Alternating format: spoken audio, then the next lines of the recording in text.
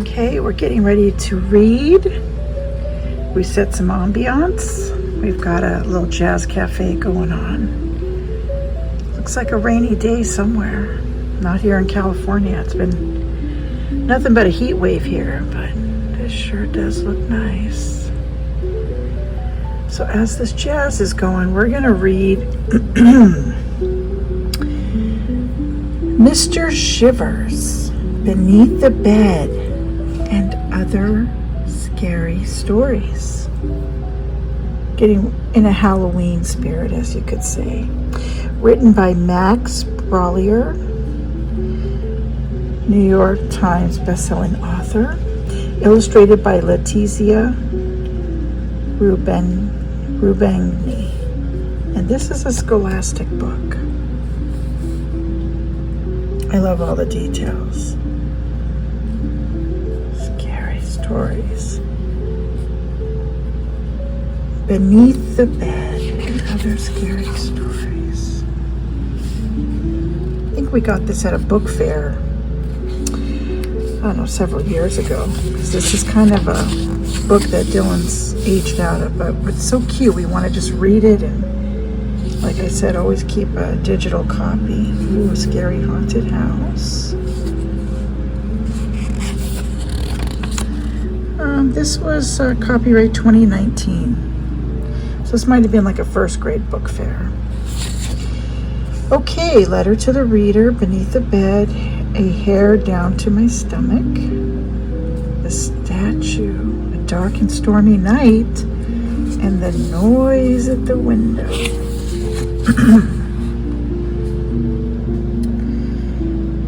To Mr. Shivers. Sorry about the background noise. We have gardeners here today, so it's very loud.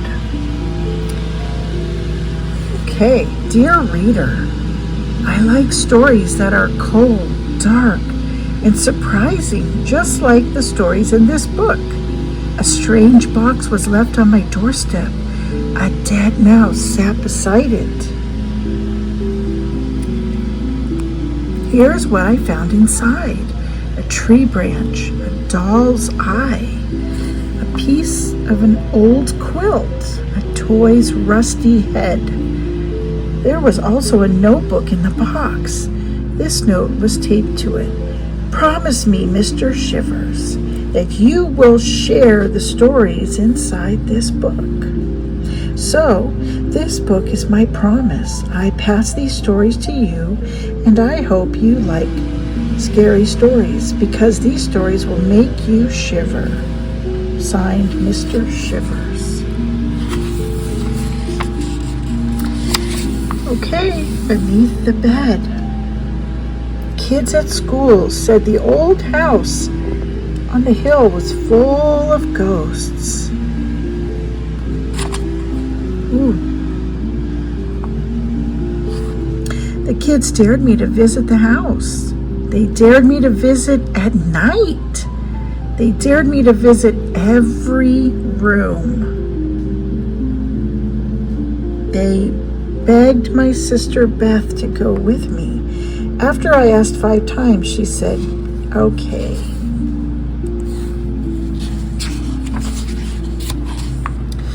Beth and I walked up to the house. The wind howled. Beth said, John, I'm scared. Me too, I said, but what if we don't do this? The kids at school will say we're scaredy cats. We walked up the porch steps. The wood moaned, like it was warning us to stop. The house felt alive. I pushed open the door. We took deep breaths. Come on, I said, as we stepped inside. In the kitchen, dusty dishes sat on the table. In the living room, a sofa was covered with a sheet.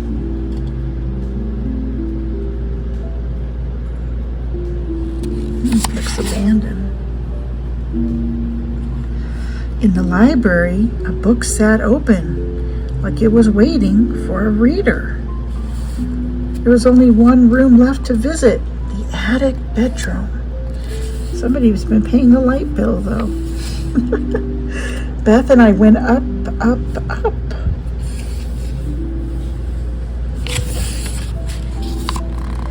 The bedroom was cold and damp and dark. I gasped.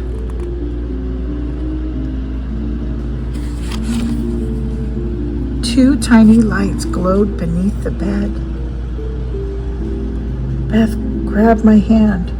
"Those lights look like eyes," she whispered.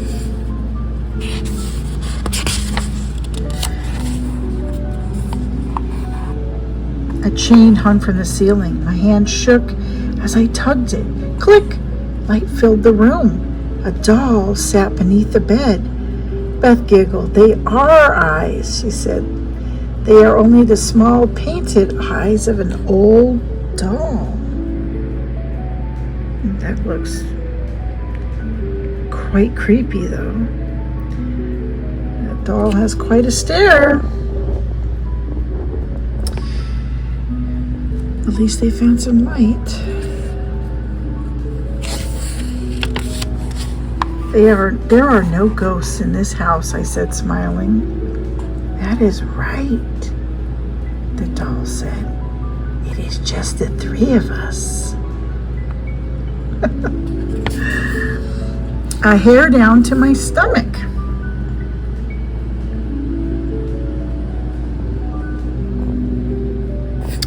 When I woke up, my throat was scratchy. There was a hair in my throat. It felt like it went all the way down to my stomach. I ran to my mother's room. "Mother," I said, "there's a hair in my throat." My mother looked inside my mouth. "I see it," she said. "There is a hair all the way down to your stomach." My mother tried to pull the hair out, but she was not able. She told me not to worry. She said it would go away. But it did not go away. Days went by. My throat was very scratchy. I felt sick in my belly. My mother took me to the doctor. I opened wide and said, "Ah." The doctor said, "I see the problem. There's a hair all the way down to your stomach." That is a weird-looking doctor. She reached in my mouth and she felt around. "I have the hair," the doctor said at last.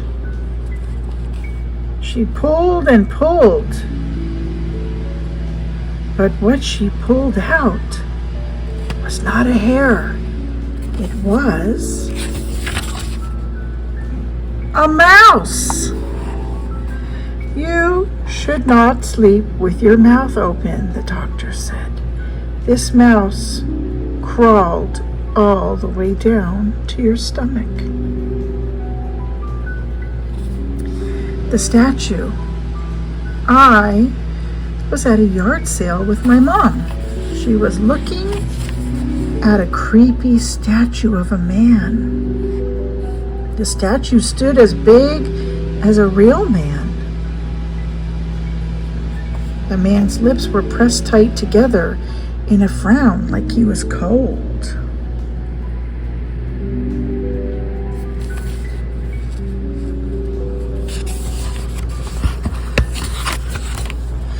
A tattered quilt was wrapped around the statue. The quilt was full of holes.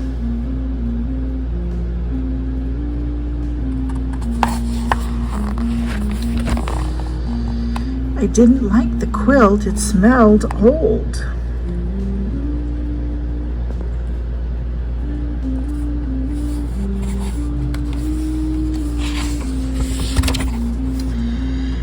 "Never take the quilt off the statue," a voice said in my ear. I jumped. The lady who ran the yard sale stood behind me. She was dressed like a witch.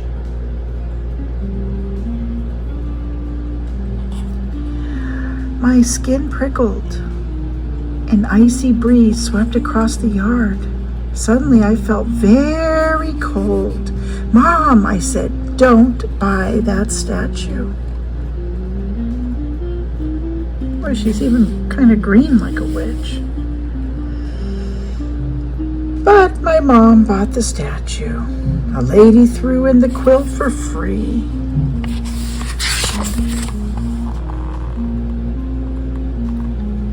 At home, my mom placed the statue in our living room. Okay, that is some weird decor right there.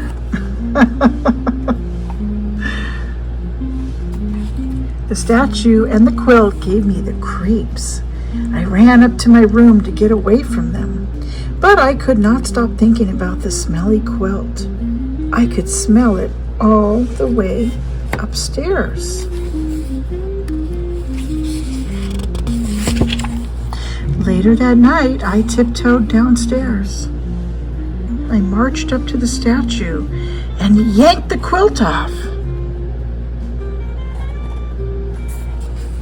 I ran outside and threw it in the trash. Then I went back to bed. I pulled my warm blanket up to my chin.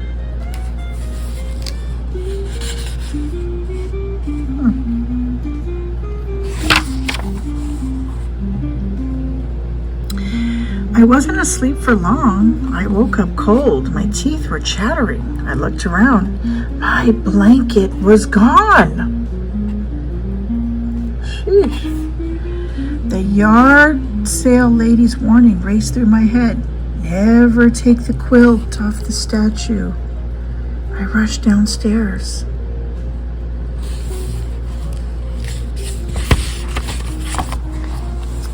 My warm blanket was wrapped around the statue, and now the statue was smiling.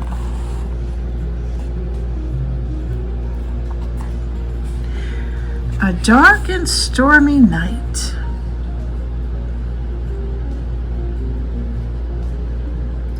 Oliver always left his toys outside. It's like a couple of neighbors we know. Never putting things away. On Saturday, Oliver's dad said, "Bring in your toys before bed." Oliver said, "I will, Dad." But Oliver forgot. It rained and Mighty Joe got wet. Now Mighty Joe was rusty.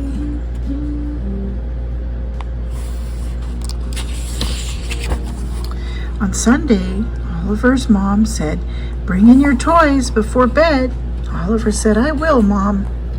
But Oliver forgot. Now, a cat came into the yard and chewed on Buddy Bear. And now Buddy was a one-eyed bear.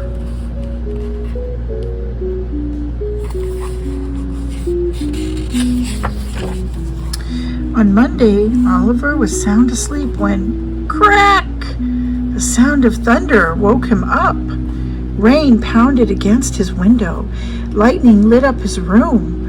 Oliver's heart raced. "Oh no," he said. "I left my toys outside again." Oliver rushed to his window. He looked outside. But his toys were not there. Just then, his bedroom door creaked open.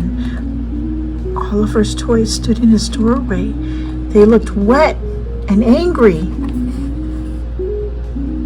Oh yeah, especially with the hands on the hip. Yeah, they're not happy. Buddy's one eye glared at him. Oliver scrambled back on his bed. "I'm sorry," he cried. "It's too late for that," Mighty Joe yelled. "You left us out in the rain for the last time."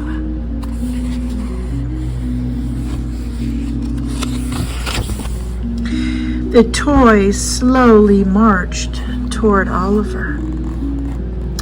Then the bedroom door slammed shut.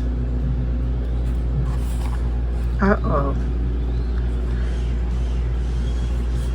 Can only presume what's going to happen there. The noise at the window. My family moved to an old red house. The house sat in the middle of a field and it looked lonely.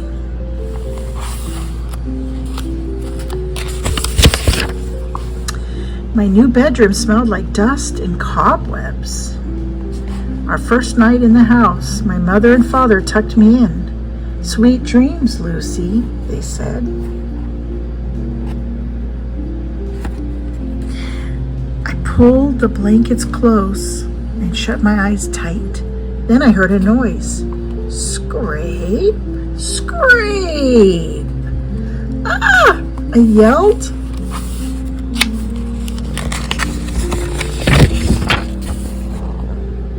The noise stopped. My father rushed into my room. "Somebody was clawing at my window," I told him. "Lucy," he said with a sigh, "you only heard branches scraping against the glass." "Oh, okay," I said.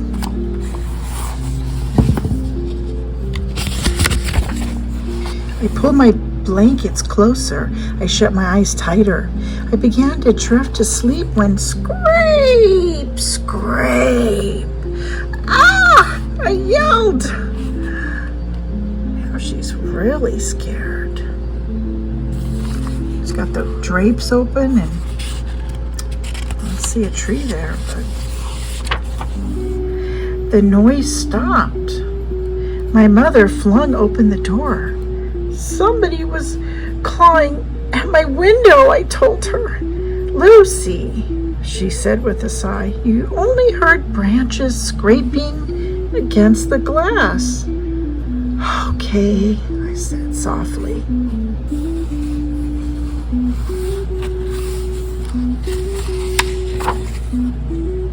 I pulled my blankets even closer. I shut my eyes even tighter. Finally, I fell asleep. In the morning, my bedroom was bright and sunny. I heard the birds chirping outside. I remembered the tree that had scared me the night before. I rushed to my window. Then I froze. There was no tree outside of my window. There were no trees near the house at all. But there were scratches across the window, and I could feel them on the inside of the glass.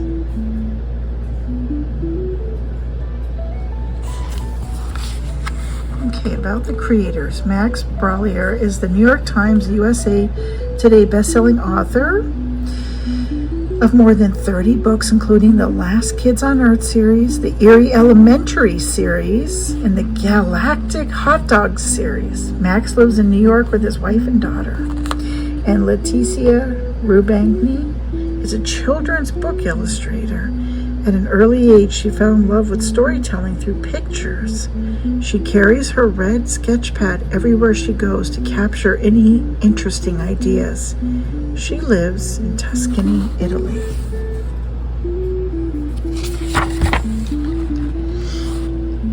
And here's a tutorial on how to draw Buddy Bear.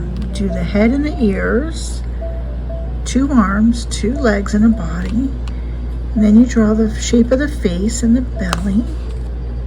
And then you draw 1 eye and eye socket, and then add the details to the ears.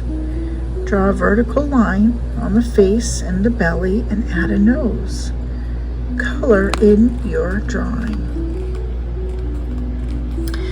What's your story? Oliver's toys are mad at him for leaving them outside. The story in this book ends when the door slams. Imagine what happens next. What do you think the toys say to Oliver? Write and draw a scary story. Yes, there's some great books. The Eerie Elementary series.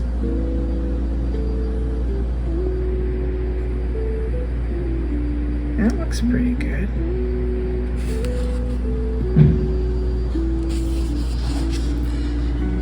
Get ready for your spine to tingle. What is hiding beneath the bed? Why is there a chill in the air? Who is scratching at the window? Find out in these 5 scary stories.